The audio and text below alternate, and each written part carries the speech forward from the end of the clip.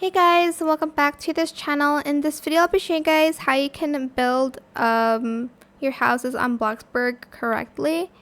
So select this house icon, go to build mode.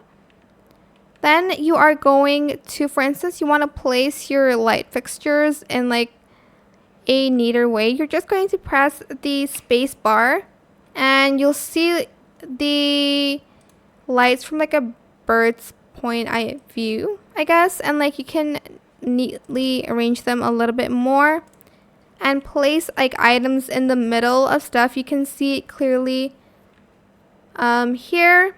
So you're just going to want to do that. Again, just press space to build stuff in like a neater way here. And that's pretty much the tips that I like just realized this existed. But that is it for this video. I hope it was helpful for you guys. Don't forget to like, comment, share. Also subscribe to this channel if you haven't done that already. If you have any more questions about this video, just leave it in the comment section down below. I will try my best to answer them all for you guys.